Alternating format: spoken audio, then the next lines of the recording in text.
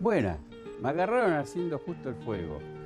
Me está costando. Me acuerdo que la vez que más me costó hacer un asado fue en un campo de Carlos Casares. Una humedad.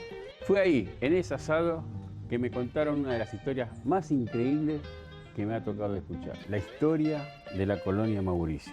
Eran judíos de la Rusia zarista que venían escapando de una persecución tan terrible que tuvieron que abandonar sus hogares. Recorrieron 15.000 kilómetros para llegar a Carlos Casares.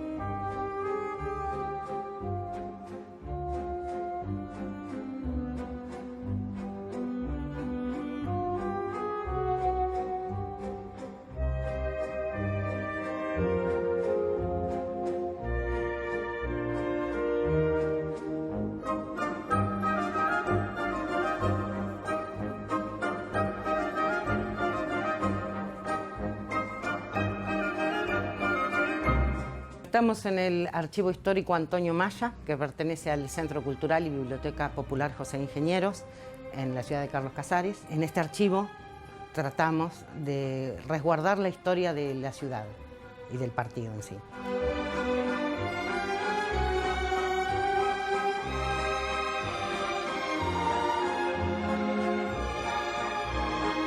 Para hablar de la colonia Mauricio tendríamos que remontarnos primero al porqué de la colonia. Nos tendríamos que ubicar en la Rusia zarista a fines del siglo XIX, en donde no solamente los judíos, sino otras facciones religiosas sufrieron persecuciones en los últimos años del zar Alejandro II.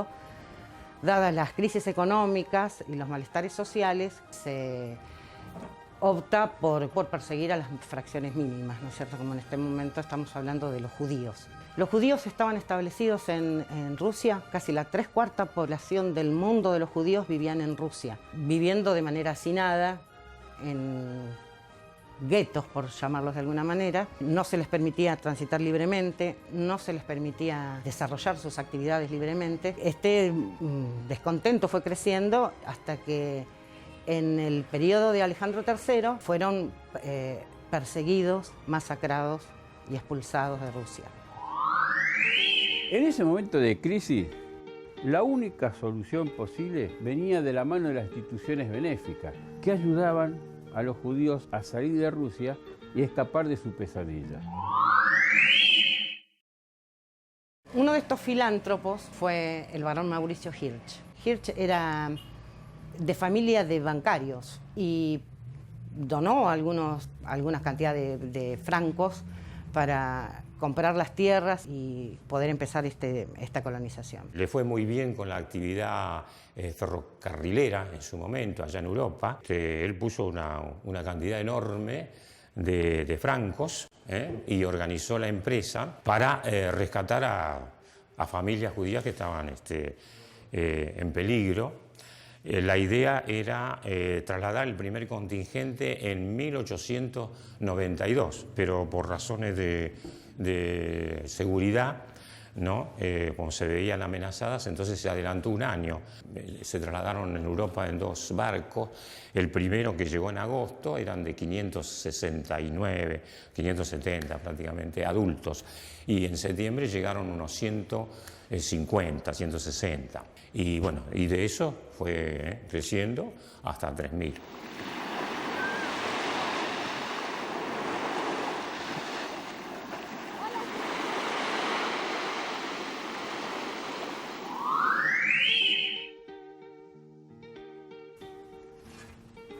Se había terminado la conquista del desierto hace apenas 20 años. No quedaban ni indios ni soldados. Tierra de nadie a la espera de nuevos habitantes. Desde los días gloriosos del primer grito de la patria, pasaron 70 años sobre el país convulsionado por la anarquía. Era el dolor de la creación, dolor tremendo que llenó de sangre y pólvora todos los caminos de la patria nueva. Quedaba un país, faltaba una nación.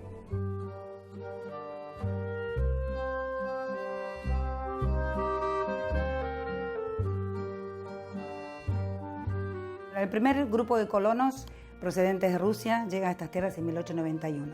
Pero un tiempo antes, en 1869, estas tierras estaban cruzadas por lo que se llamaba la línea de frontera oeste, de 1869 a 1876-77, que se traslada a la última parte de la Guerra del Desierto en Trenquelauquen. El partido estaba cruzado por 13 fortines, de norte a sur, y su fuerte principal, su comandancia, era el fuerte General Paz, que estaba a 40 kilómetros de acá al sur, y que tenía una gran capacidad, vivían 1.200 soldados, además de las familias que vivían en el pueblo aledaño, era más o menos una población de 2.000 habitantes. Luego de este gran enfrentamiento posterior, como yo les comentaba antes, que llegamos a 1877, se traslada a la frontera y se hace la última parte de lo que era la campaña del desierto. En ese momento todos los grupos aborígenes son desplazados hacia el sur del río Colorado. Entonces todas estas tierras, enorme cantidad de tierras fértiles, quedan absolutamente despobladas y entonces el Estado hace toda una campaña para repoblarlas, pero con elemento europeo. Entonces van hacia Europa a hacer propaganda para que vengan a habitar acá.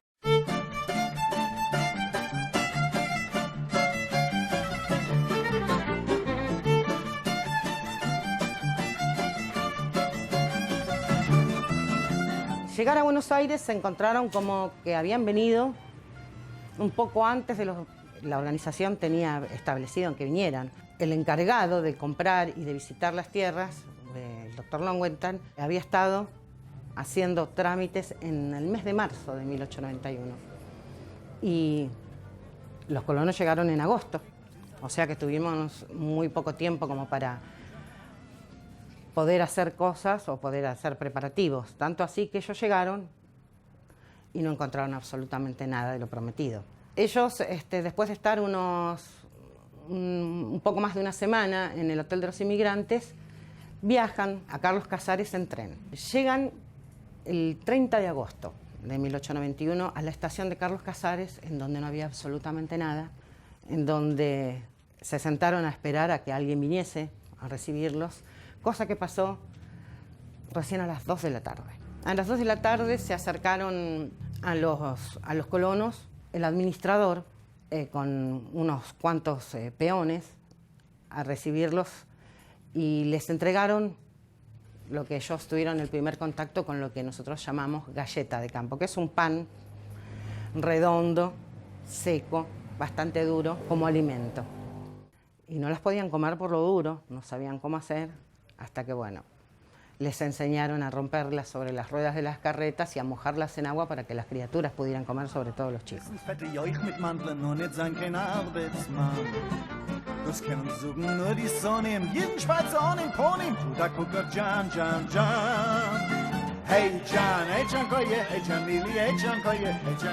Según los primeros colonos que vinieron, no se encontraron con nada acá. No lo que le habían prometido, que había casa, que había esto.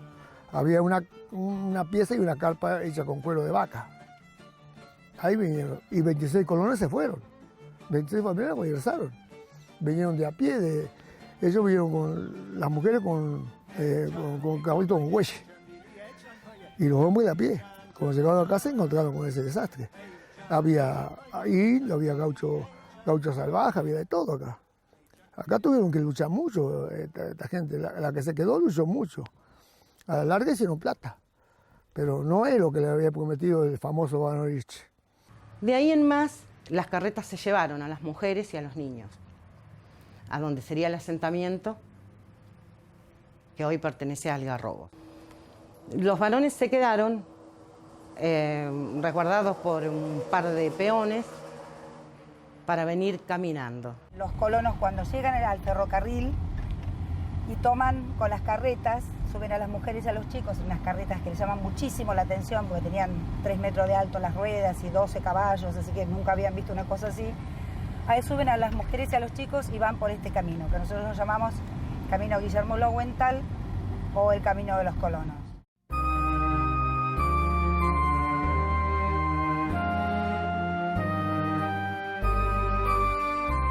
varón lamentablemente falleció a los pocos años, ¿no? 2 años después de la llegada de estos colonos, y la empresa quedó en manos de gente que evidentemente tenía otras intenciones. La actitud así solidaria se divirtió bastante, ¿no? Hubo problemas administrativos, en fin, se divirtió mucho el sentido solidario que tenía y de contención que tenía la empresa en su momento. Uno de los judíos, al no entenderse en manera de lengua, no sabía por qué estaba prohibido que él fuera a entrar a ver a su mujer y a sus hijos a esa carpa. Y al querer entrar, ellos lo llamaban policías a los que resguardaban. El policía que estaba resguardando esa carpa lo lastimó, le pegó con el sable. Desde ese momento en adelante, más de una vez corrió sangre judía a manos de los empleados de la administración. Los capataces debían cuidarnos. Cuántas penurias y canalladas nos causaron. Con el tiempo se fueron de la colonia y los pocos que quedaron estaban arrepentidos de sus actos. Esto cuenta Marcos Alpersson, historiador de la colonia. Los azotes eran moneda común en esas tierras salvajes. Quédense junto al fuego y sigan escuchando la historia de la colonia Mauricio Gil.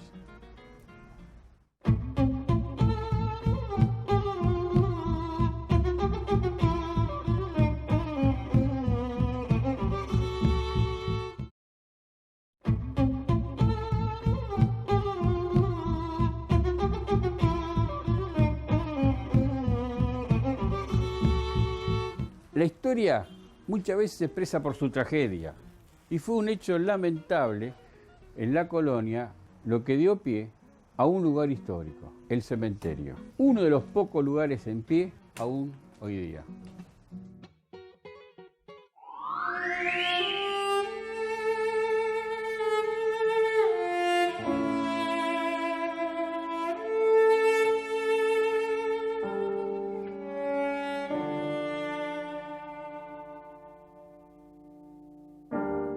Vamos a recordar una anécdota de Marcos Alpersson, quien fuera el cronista fundamental de la vida en la colonia.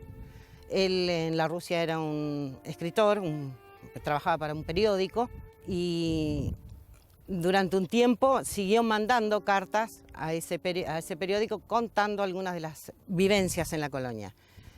Una de ellas, que podemos recordar en este momento, fue cuando un gaucho, al ver la laguna, el cielo rojo y la laguna roja, les comenta a los colonos que paseaban alrededor de la laguna que viene un viento pampero y una tormenta. Ellos estaban asombrados al ver semejante paisaje. De repente vino un viento pampero muy importante y fue donde se volaron muchas de las estructuras de las viviendas, en donde falleció la primera muerta del cementerio de acá del Garrobo.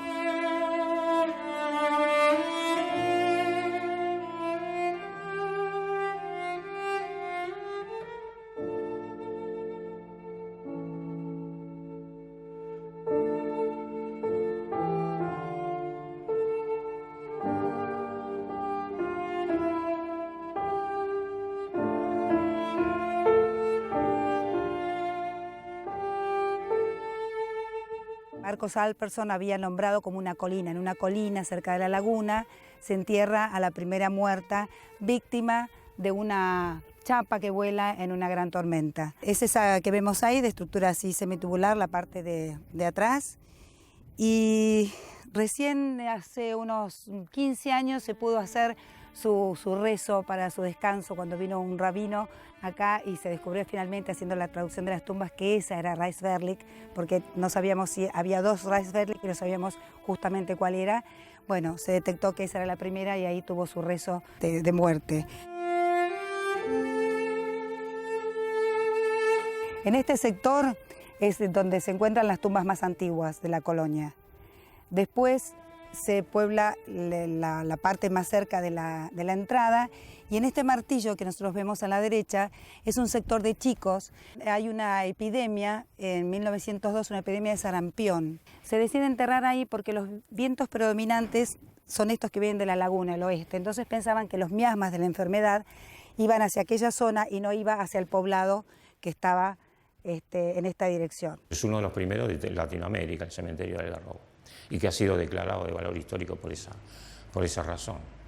Ahora, respecto al cementerio, yo iba a todos los antiguos cementerios. Los metían en una pileta con agua hirviendo y los pelaban todo, no le quedaba uña, nada. Los otros no lo vemos de allá, porque los sacaban todo, después los metían en el cajón y le sacaban la tabla de la cabeza. Porque dice que la cabeza tenía que tocar la tierra. No se podían enterrar juntos, ahora sí los capos enterraban juntos, pero no se podía. Y según cuentan, eso yo no lo vi, que la sepultura de esa alta de ladrillo lo enterraban parados, o medio de costado así. Por eso esa sepultura es grande que rompieron. Porque para mí lo rompieron porque se comentó que lo enterraban con anillos, con esas cosas. Para mí ahí vino el asunto. Yo tengo muchos, infinidad de amigos ahí. Silvi, los Staples, qué sé yo, los Capco, todo. Y una lástima que toda esa gente les ha vuelto todo eso.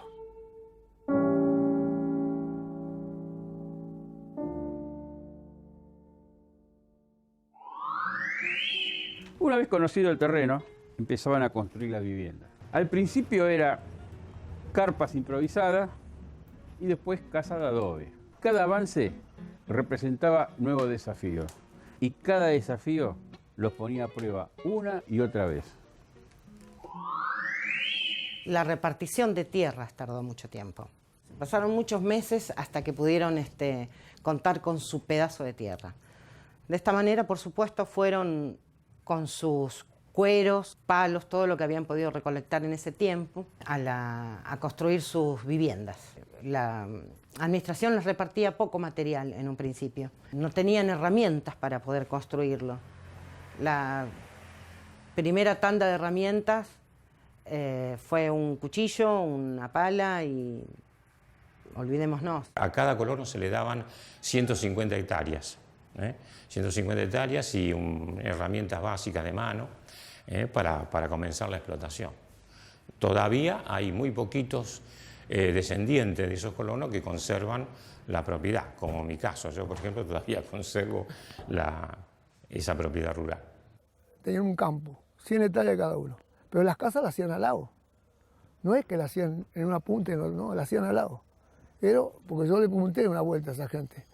Y dice, no, esto era cuando nosotros recién vinimos, que los dieron los campos para defenderlos, porque acá era todo salvaje. No había gente civilizada. Gente que se crió, no sé cómo sería. Entonces, por los asaltos hacían las casas casi todas al lado.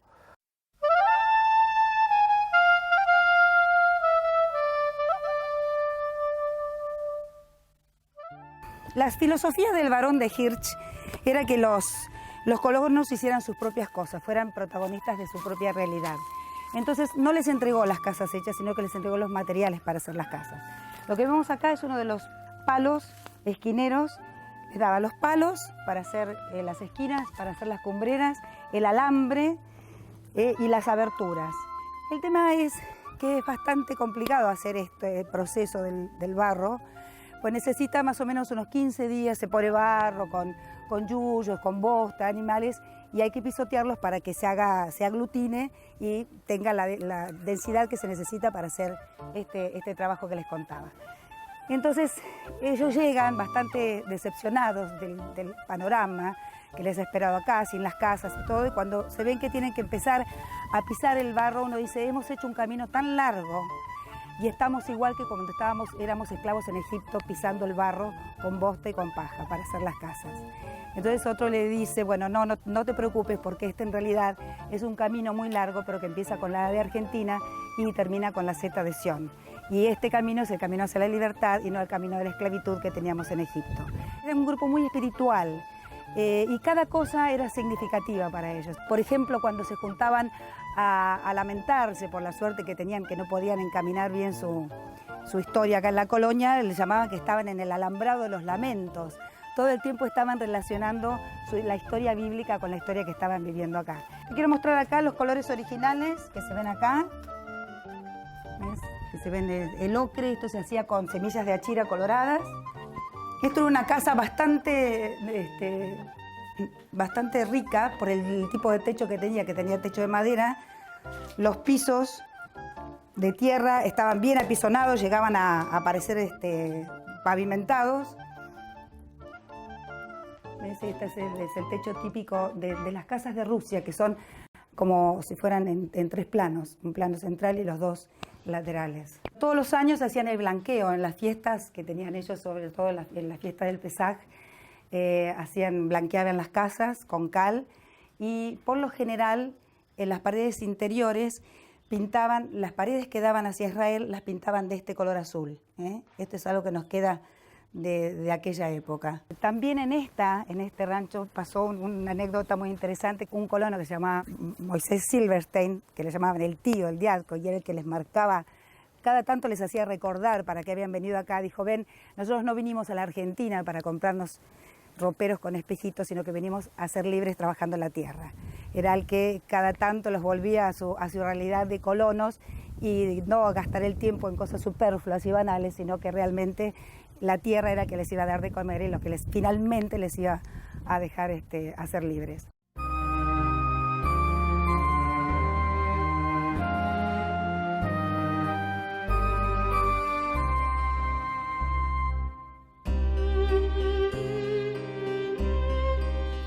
Entre las peripecias que pasaron al principio, aparte de no tener fuego para cocinar sus alimentos, que usaban las bostas de vaca, no tenían sal, que para ellos era muy importante. Se recogía del borde de la laguna, de las orillas, la sal para condimentarse. También la laguna servía para algo fundamental, que era para la religión judía, que eran los baños rituales de las mujeres. Los baños rituales se hacían en las mujeres antes de los casamientos, antes de sus periodos, se hacían en un ritual de manera religiosa. También se usaban estas barrancas para hacer esos baños.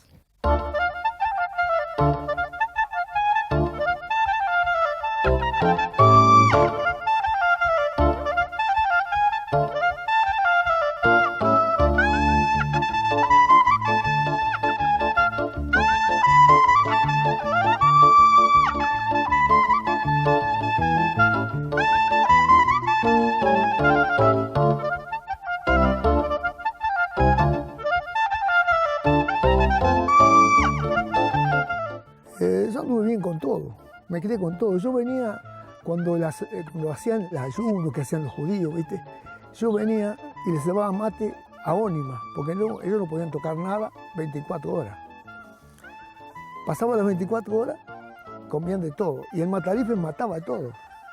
Mataba a los gansos, mataba a los chanchos, mataba todo el matarife. Y los gansos los engordaban, parados con 2 clavos en la pata.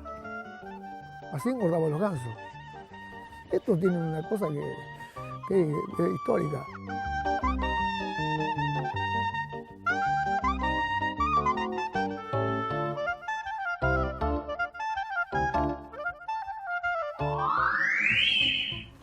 Justo ahora que a los colonos les está empezando a ir bien, se nos acaba el tiempo.